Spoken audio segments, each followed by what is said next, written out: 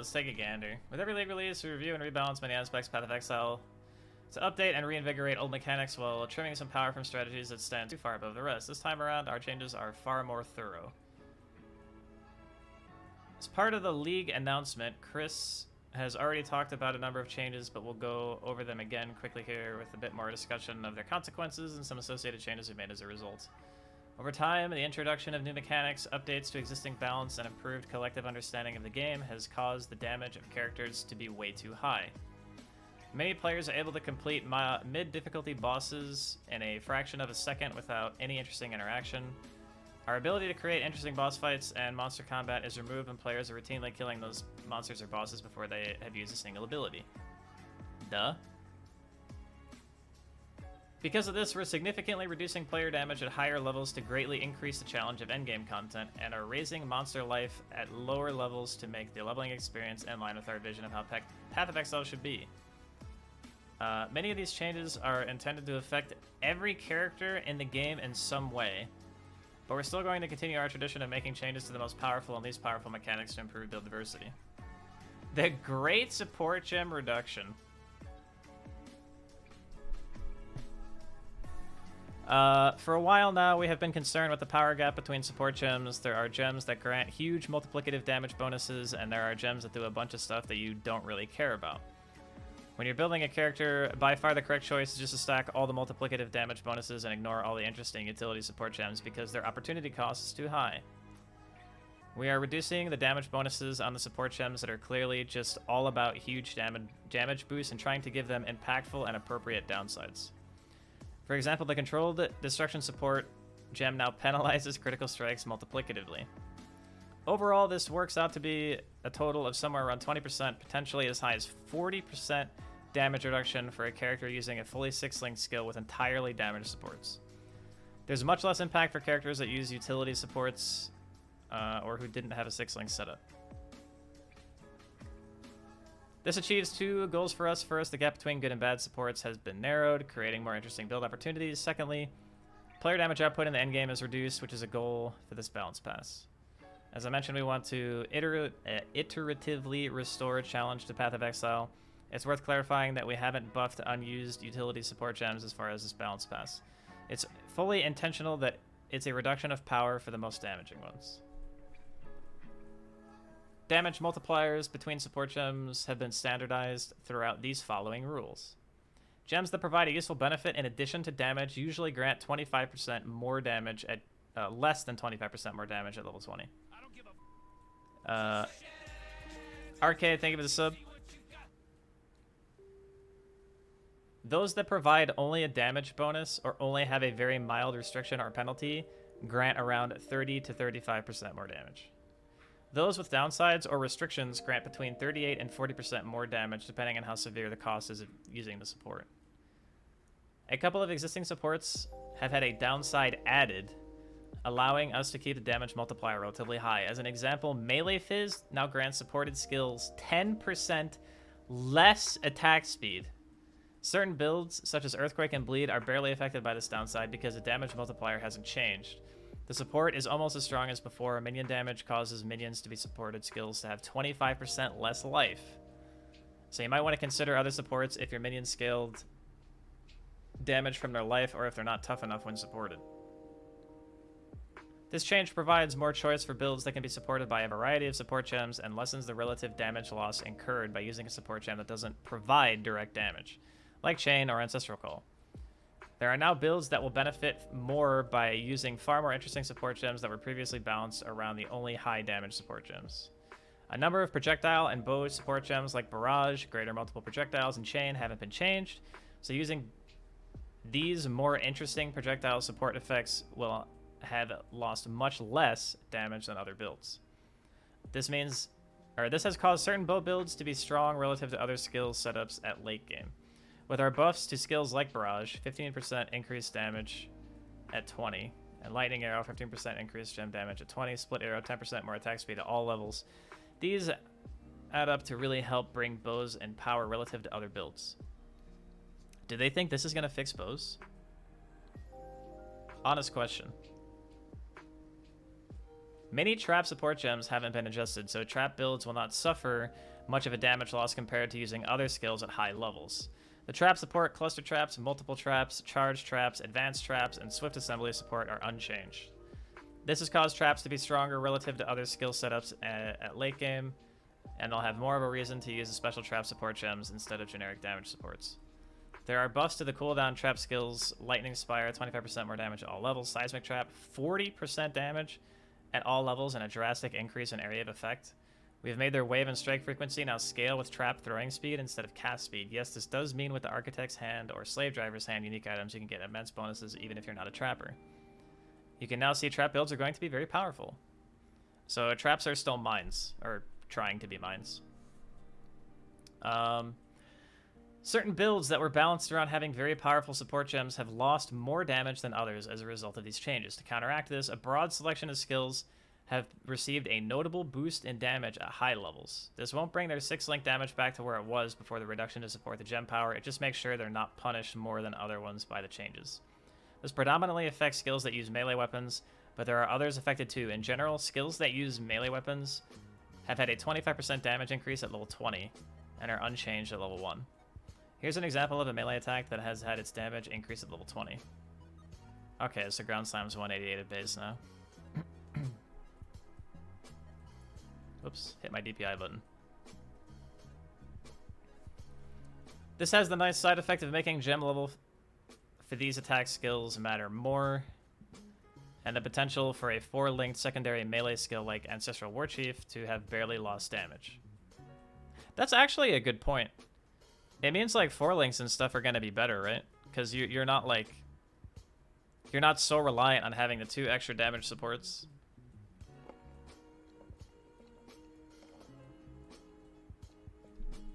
What was Ground Slime before? 140? It's 188 now at level 20.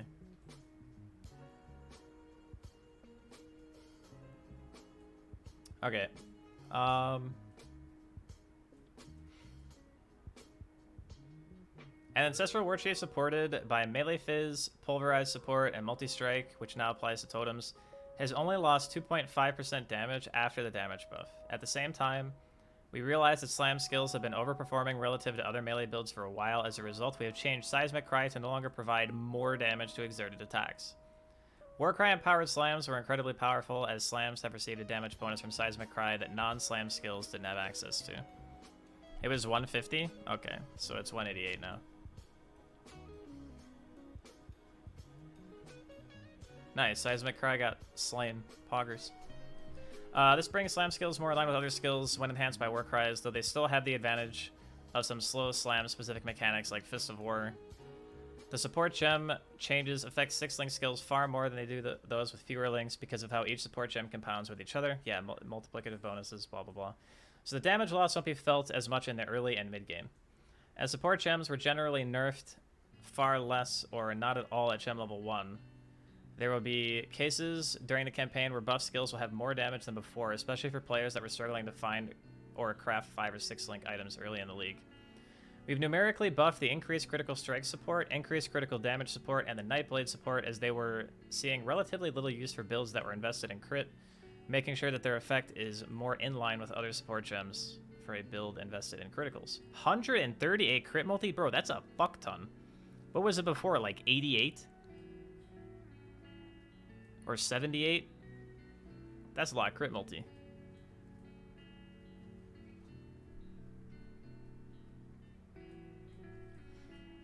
At the top end of character progression, we found that the Awakened support gems provided too significant of a damage increase over the regular support gems. If you had 5 Awakened support gems, your 6-link damage could be as high as 50% more compared to having regular supports. The quality of Awakened support gems is not the same as their base support gem. In some cases, such as Awakened Generosity's level of supported Aura skill gems, we have added the quality stat as a reward for leveling the gem to 5 instead. We have also taken this opportunity to take mana multipliers on support gems more consistent, or to make them more consistent. In general, mana multipliers have gone up slightly, but several gems have had mana multipliers lowered as a result of this pass. It was 103, so I gained 35 multi. I wonder if it's actually worth using now.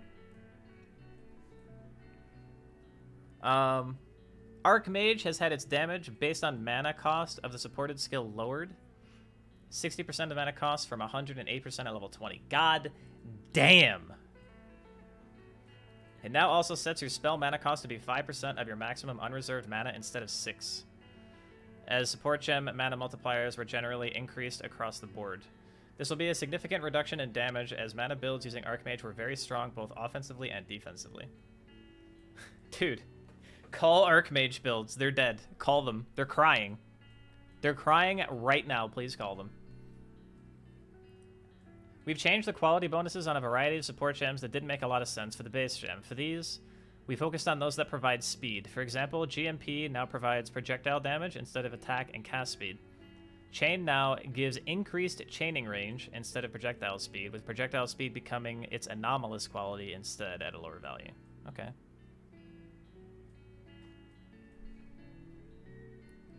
Faster Proj now gets a further increase to projectile speed instead of attack and cast speed, with divergent quality becoming increased damage. There are lots of individual changes that have been made to support gems, which will be revealed in the patch notes tomorrow. Flask system rework. For quite some time, Path of Exile players and developers have been keen for a big rework to its Flask system. In the endgame, Flasks grant a very powerful buff for a number of seconds after use, and these buffs allow for the player to kill monsters quickly, filling the Flasks up so that they can be used as soon as they run out. With 5 such Flasks equipped, the correct behavior was to spam 1 to 5 keys repeatedly to keep all your Flasks up and constantly without any downsides. The Flask piano playstyle was popular enough that players were improvising devices to hit all those keys at once.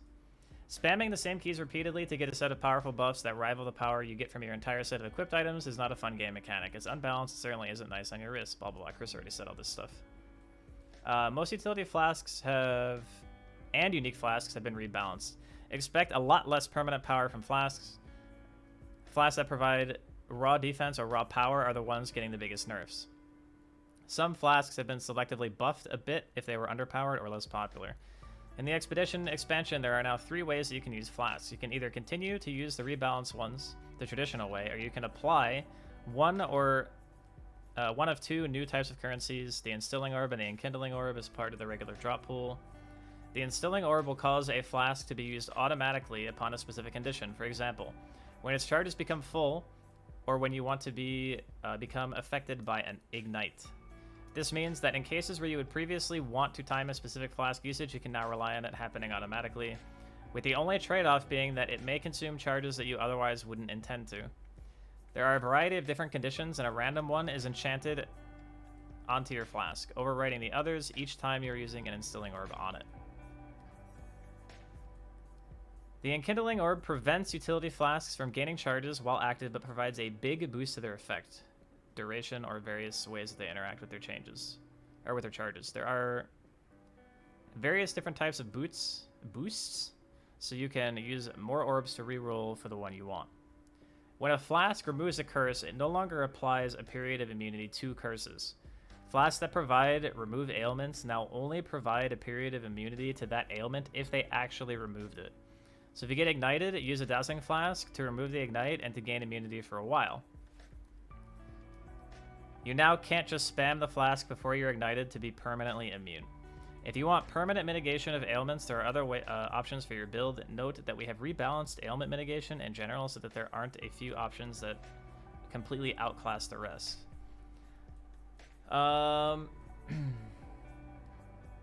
Monster density in Path of Exile gets a lot higher as you play through the game. When we initially balanced Flask generation a decade ago, we did not anticipate this level of monster density we would reach by 2021. Monsters in Acts 6 through 10 now generate fewer Flask charges, and monsters and maps generate even fewer still. So now there's a lot more strategy involved with Flask use. Flasks don't gain as many charges. They are a little harder to constantly spam and aren't designed to provide such a powerful slew of permanent buffs, but you can control which provide larger than normal effects and which are triggered automatically as part of your build. We have reworked existing flasks such as Basalt, Aquamarine, and introduced new Corundum and Gold flasks. The flask rebalance has mostly affected utility flasks. Some have been reworked. The most notable change that hasn't been announced yet is the Diamond Flask. It previously granted your critical strikes are lucky. The single effect provided a massive boost to your critical strike chance more than any other one source in the game. Because flasks no longer provide that much power, it has been changed to provide 100% increased critical strike chance instead. more in line with the power of other flasks. Note this can now be affected by the increases to flask effect, and the ability to roll Surgeon's prefix on this flask has been restored. With the changes to Diamond Flask, we didn't want the Sulfur Flask to be the best critical strike flask, so enemies on consecrated ground no longer have additional base chance to be critically hit. What the fuck? We have also improved some underused utility flasks, such as Topaz, Ruby, and Sapphire flasks now have a base duration of 5 seconds from 4, and now consume 20 out of 50 instead of 30 out of 60. So they're able to be used more, and this has naturally improved the unique flasks that have these base types. Unique flasks have all been reviewed, and many have been rebalanced or reworked. In general, those that multiply damage or provided massive defense have had this damage bonus reduced significantly. Certain unique flasks have instead received penalties to flask uptime instead of reducing their powerful stats. For example, the Dying Sun now still grants 15 to 20% AoE and 2 additional projectiles, but now consumes more flask charges and has a lower duration. With an Enkindling Orb that provides flask effect, you can get 3 additional projectiles, and when combined with the Pathfinder Ascendancy or items and some passive skills, that can become 4 relatively easily. With the Enkindling Orb that provides duration, you can offset some of the uptime penalties, blah blah blah. The introduction of Enkindling Orbs in combination with unique utility flasks has opened up some interesting new interactions. Coruscating Elixir is on the Ruby Flask base type, which, as mentioned above, has had its duration increased 5 seconds. When combined with the duration in Kindling Orb, its duration is now 15 seconds. What the hell? That's a 16-second flask. What?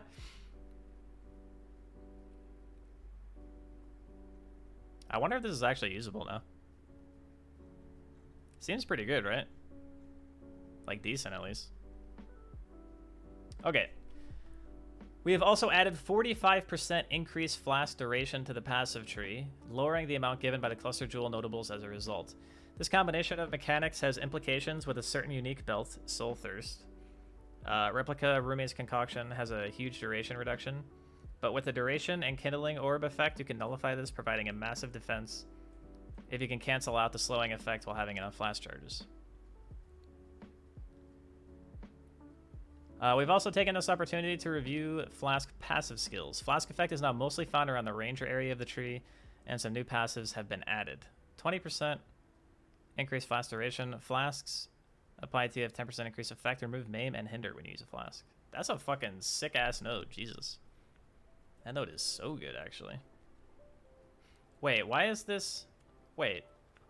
This is the area between Shadow and Ranger, because this wheel right here, this is where Acro used to be, or the jewel socket, rather. Oh, wait, this is bottom right, sorry. No, yeah, this is bottom right. I lied. This is the ballista shit. Yeah, this is bottom right. Because this is the bow wheel, right? And then this is the poison wheel, and this is the new flask wheel, and this is the totem wheel, and this is the Ellie shit. Yeah, I for some reason I was thinking it was higher. I don't know why.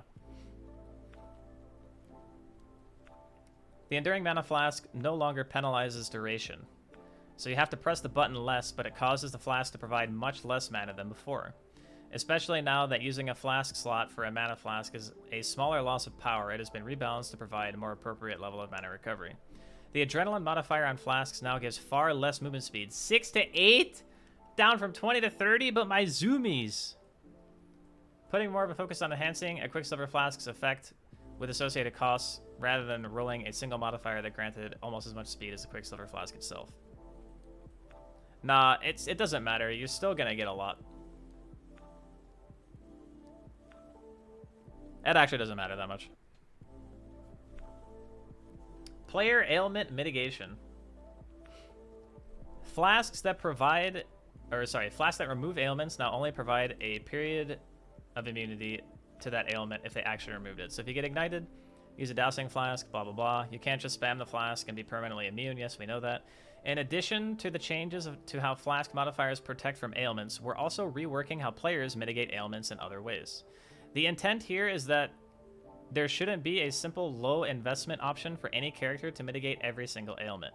You should focus on mitigating effects that you're most threatened by and just reducing the effects of those you can probably handle. For example, the change to Aquamarine Flask specifically reduce the effect of freeze will let you continue to act while frozen without mitigating it entirely.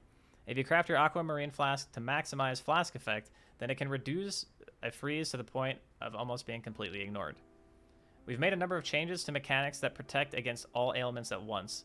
Most Ascendancy skills that mitigated ailments now provide partial or no mitigation. For example, the Raider now prevents a 50% chance to avoid elemental ailments while phasing instead of full elemental ailment immunity while phasing. This change means that Raiders don't trivialize elemental ailments from the get-go, but they can still get full mitigation with a little bit of an investment elsewhere.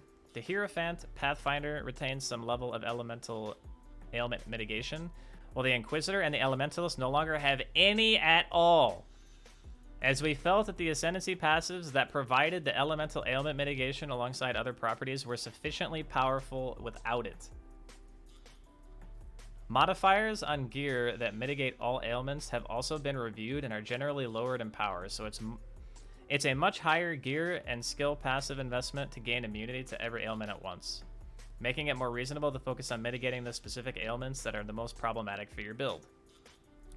We want to provide new avenues for players to mitigate bleed, corrupted blood, curses, given how common bleed and curse removal flasks were. As a result, we have added extra support on the passive tree to mitigate bleeding, corrupted blood, curses through new stats on existing notables or on a new passive cluster. We've also made some minor changes to Pantheon powers. The upgraded Soul of Relikesh now grants you cannot gain corrupted blood while there are at least 5 corrupted blood stacks on you. And the upgraded Soul of Yugal now prevents 20% reduced effect curses on you, replacing the previous bonuses. Okay. Poison. Poison now inherently deals 50% more damage. We didn't like that poison builds felt pigeonholed into playing Assassin due to the extremely strong poison-related bonuses, and relied heavily on the Correlato Signature Unique Flask in the late game.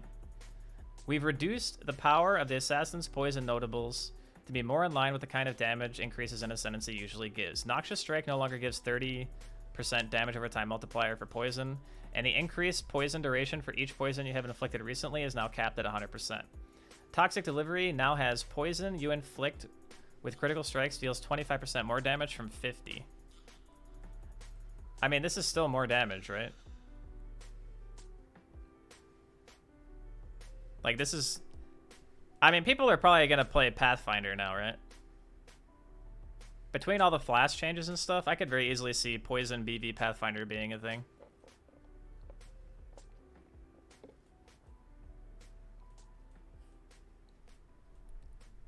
Or BFBB too, I guess.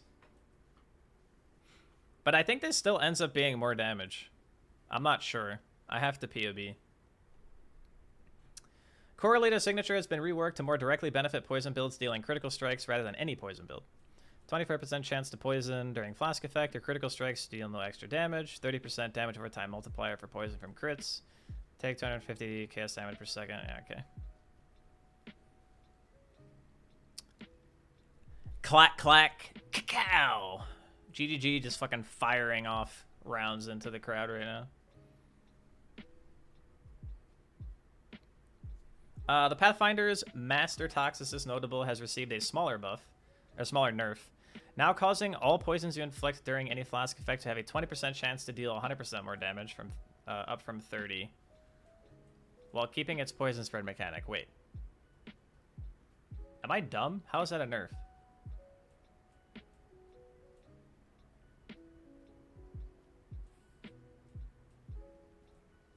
What's the node now? Any POBers?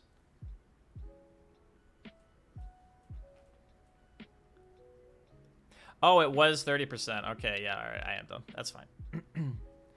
The overall result is that poison builds should feel far better earlier and now allow for a wider selection of viable Ascendancy choices, such as the Occultist. They think people are gonna play Occultist? Fucking Pepe laugh, dude. Fucking Pepe laugh.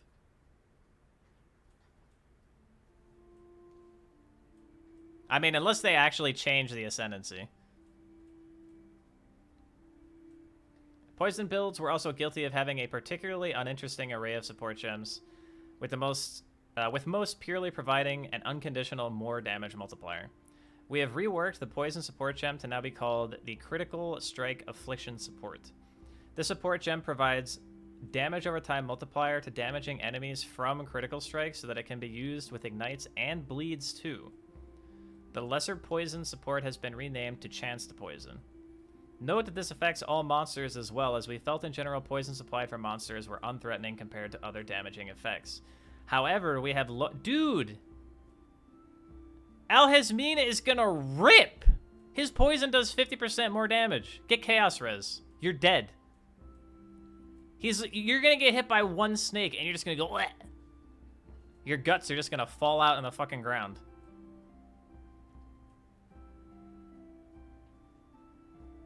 Read the next line.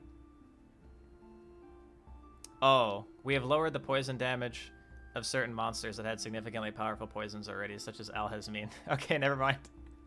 Alright, we're good. Everyone's, woo! Dodged a bullet. We're good. Ailment Thresholds.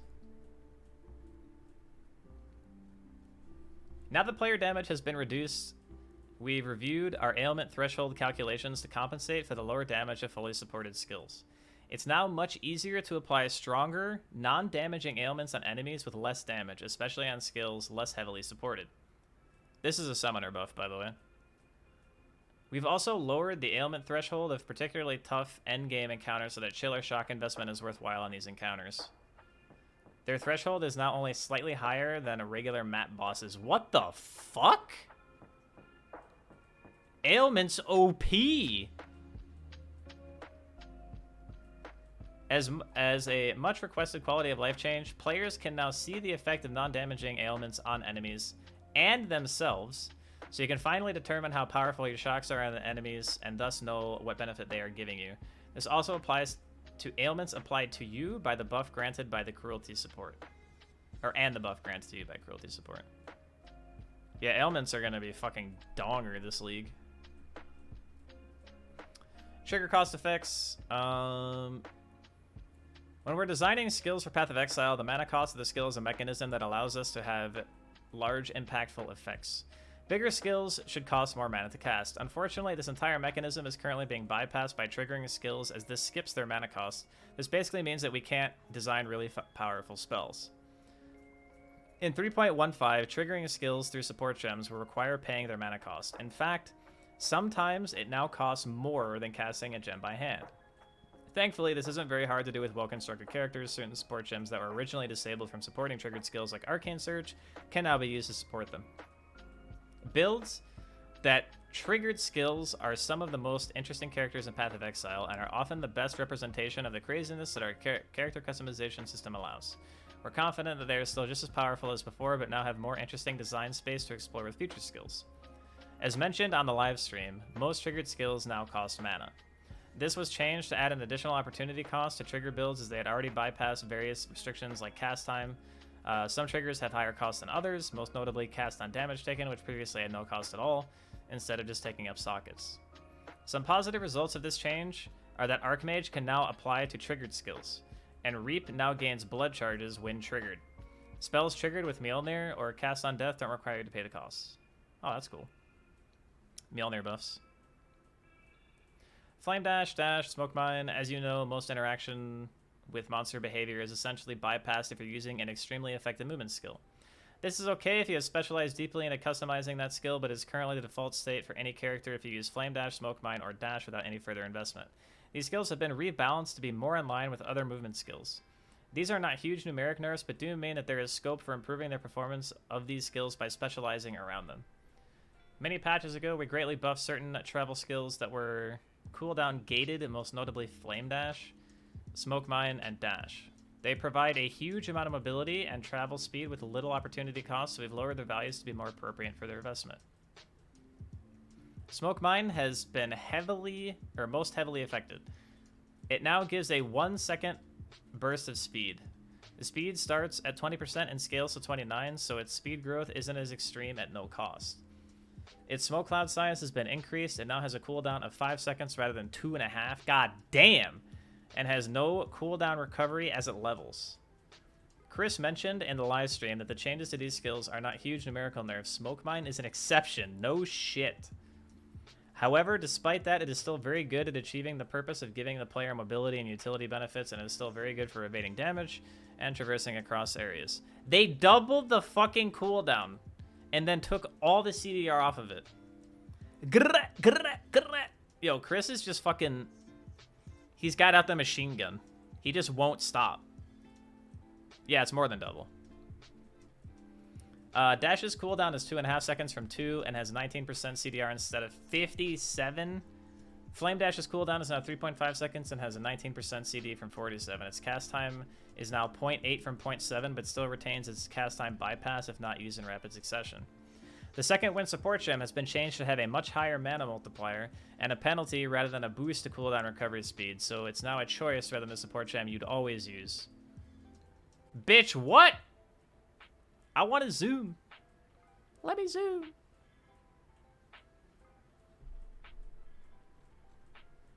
Okay. Let's see.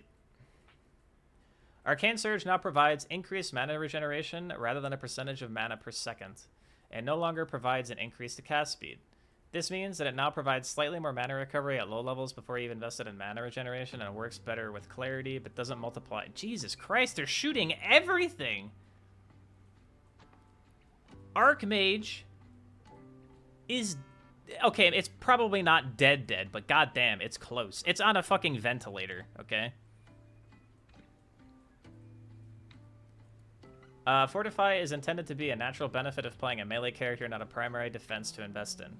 Over time, we've introduced larger values and more sources of Fortify effect to the point where it can almost completely mitigate damage from hits. We're aiming for having 40% less damage taken from hits with Fortify being on the upper end of defensive power achievable with heavy investments, so we can't rely entirely on Fortify. Or you can't. Hence, all sources of Fortify effect have been reviewed, almost all significantly nerfed or replaced with something that is okay to be stacked. Reviewing sources of damage over time multiplier, this powerful damage bonus for damage over time skills has benefited disproportionately from cluster jewels, taking importance away from other sources. We've replaced all sources of the stat on non-notable cluster jewel passive skills with a standard damage increase to be consistent with other medium cluster jewels with damage bonuses, and lowered the values or replaced the stat entirely on cluster jewel notables. To put more importance on weapons, we've changed the large type specific damage over time multiplier on weapons to be a suffix rather than a prefix with no reduction in power. Wowza. No, dots are not shot. This actually makes it a lot easier to get dot builds started. So the thing with... Okay, so if you were playing RF or you were playing, you know, really any dot build like cold dot, like half your damage or more was cluster jewels. Because now that 33% fire damage over time multiplier would not be able to exist on this item prior to the patch. That's why they're showing it. This item literally cannot be made in the current state of PoE, because this is a quad prefix as it stands right now. So in the Expedition League, this is triple prefix, triple suffix, not quad prefix. So it basically means you can theoretically get a much better weapon and then not have to rely on cluster jewels for your character to deal damage. Are we playing RF? No, I'm kidding. I'm probably not playing RF. Dude, imagine trying to play RF in this league. You're dead. You have to roll it without harvest? Eh.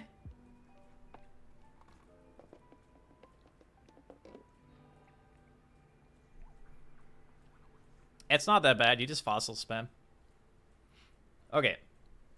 Veiled mods. After the rework to Veiled mod system in 3.14, we reviewed how the Veiled Chaos Orb and Ashling Crafts from Betrayal safe houses work, and have made some changes to make crafting less deterministic in the outcomes, as the Unveil modifiers can be very powerful additions to an item. Veil modifiers no longer count as crafted modifiers, so you can't easily remove them if you add the wrong modifier type while ashling crafting. This has the advantage of now being able to block modifiers that you don't want to unveil by crafting a mod you don't want to unveil on the item prior to unveiling. By restricting the pool of mods you can unveil, you have a higher chance of unveiling the mod you want. I can't tell if this is good or bad. It's probably good, but it makes the base item harder to get, right? Like, now you're more focused on getting the base item than you're focused getting the craft. Because if you can block the unveil that you don't want to get the other one, but it also means you can double craft, right? Because if veiled mods aren't crafted modifiers, and that means you can veil craft something and then put another craft on top of it. I don't know. I don't know how I feel about this one.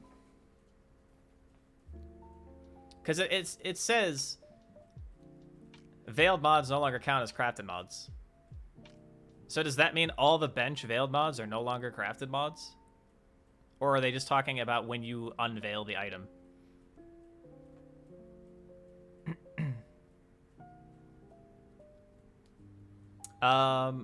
Ashling's crafting bench that adds veiled modifier now removes a random modifier. What? So it is riskier to use as a later step of item crafting rather than being an obvious final step because of its very consistent modifier pool. Bro, what? Okay, that's kind of trash. That's kind of a bad change.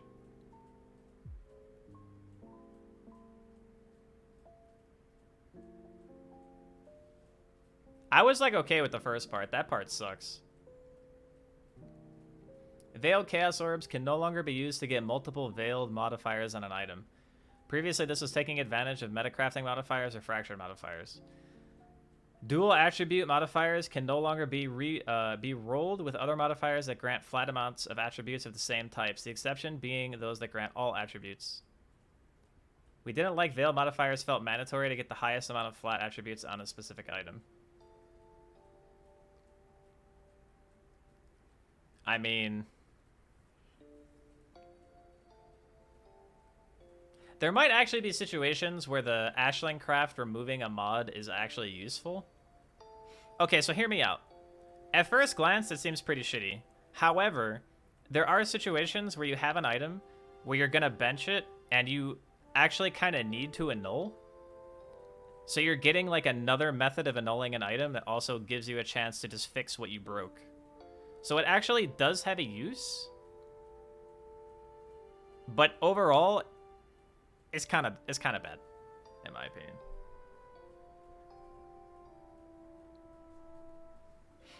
All right, focus cooldown no longer expires while it's active, as players are able to keep focus effects up almost permanently, which provided a huge amount of powerful benefits. You can invest into keeping it up more, but you won't be able to keep it up constantly. This is especially important as it's now one of the few sources of your critical strike chances are lucky from a specific focus modifier. Golem Elementalist no longer provides increased damage per golem. The golem buff effect bonus on Liege of the Primordial now always provides 100% increased effective buffs granted by your golems rather than scaling with golem count. This Ascendancy path was providing too much power and defense compared to other high investment Ascendancy effects, so is now more heavily focused on the buffs granted by your golems rather than generic effects. By changing the buff effect on Liege of the Primordial, it creates less of a reliance on having many golems, and makes it more powerful in cases where players just want to use a few instead of feeling forced into investing maximum golems through various unique items. The Raider's Ascendancy node, Rapid Assault, no longer provides Onslaught effect. The Onslaught path was too easy a choice relative to the higher investment Frenzy Charge branch. We've also replaced movement speed on the small phasing passes with elemental damage, as there was already plenty of speed available on that Ascendancy. Abyssuals can no longer roll the attack modifier that grants a chance to gain Onslaught on kill. This low opportunity cost modifier was a no-brainer, providing a strong attack, cast, and movement speed values that devalued all other sources of Onslaught and were too strong for a single jewel notable. This is all that I got. Awesome, amazing. Thank you for the 73. Spectral Shield Throw was used almost exclusively with its Threshold Jewel Divide and Conquer pause champ at high levels. Because of this, we've changed the skill to naturally behave similar to what Divide and Conquer applied. Pause champ.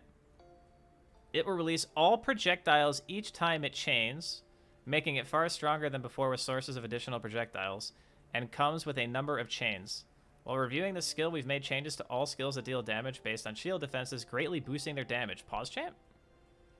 These skills no longer gain critical strike chance per energy shield, a mechanic that was used very rarely. Instead, the Divide and Conquer Threshold Jewel has been reworked and is now called Seething Fury.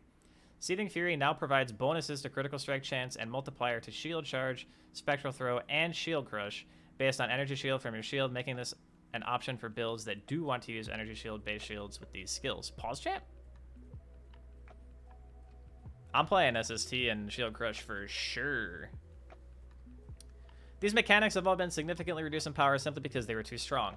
Fire Burst was reduced in damage and has a slightly longer cooldown. Hollow Palm Technique now gives 40% more attack speed, down from 60. Vol Ground Slam has had its damage adjusted and changed to having a reduced enemy stun threshold to match Ground Slam instead of always stunning. Blade Blast has had its area lowered and no longer unnerves on hit, but has had its area multiplier with Blade Vortex increased to compensate. Oh boy, because everyone's playing Blade Vortex, Blade Blast. Let's get it. Hell yeah. Put it on, brother. Blade Vortex, Blade Blast, pause champ? Said literally no one. Ever. We have changed all existing unarmed unique items and stats to specifically work with melee skills. The upcoming skill, Explosive Concoction, was designed to work without any of these items, so Face Breakers, Doriani's, Rigwald's, Hollow Palm Technique, and Martial Artistry have been changed.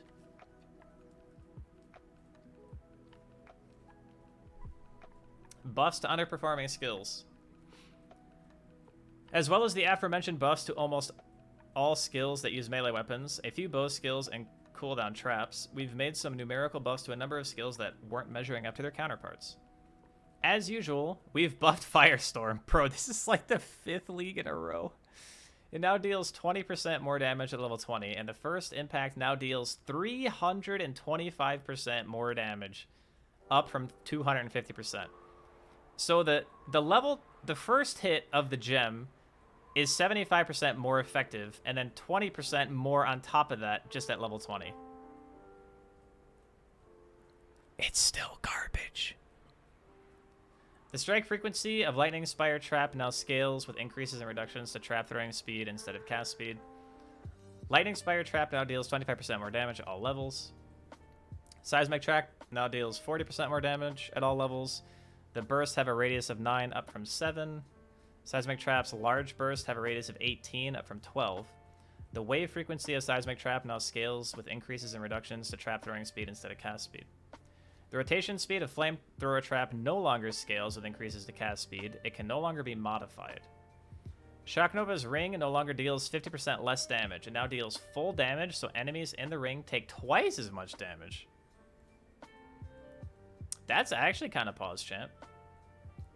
Explosive Arrow now deals 5% more damage with hits and ailments per explosive arrow on the target, up from 3. Artillery Ballista now deals 10% more damage at all levels. Ice Storm now deals 3 to 5 cold damage per 10 int, up from 2 to 4. So what is that, like a 30-something% increase? Body Swap now has a base radius of 14, but only 200% more area of effect with consuming a corpse.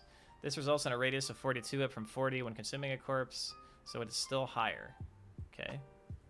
Spark now deals more base damage and has reduced growth. This results in it dealing approximately 40% more damage at gem level 1, 10% more damage at gem level 20, and less beyond that. Okay. Barrage now deals 47% to 54, 17% more damage at all gem levels, and 15% more damage at 20. Stormburst base radius now scales or increases faster with level, resulting in +4 radius at level 20. Wasn't Stormburst pretty good? Solren's base damage has been increased and growth slightly reduced, resulting in 20% more damage at gem level 1, 10% more damage at gem level 20. Chaos Slinger?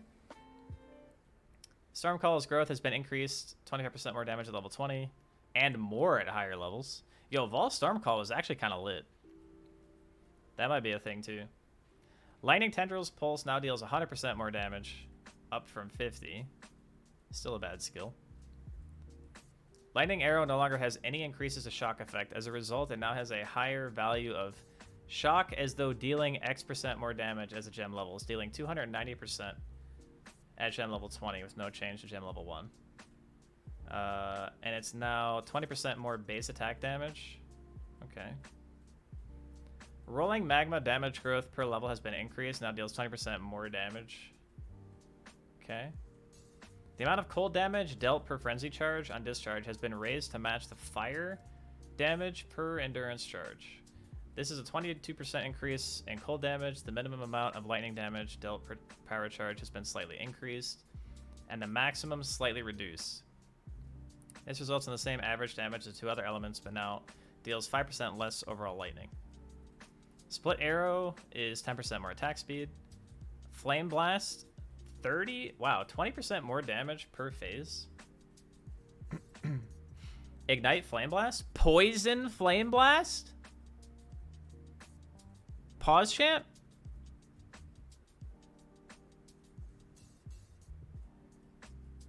Pizza totems? No, I don't think totems. I think it could probably do poison though.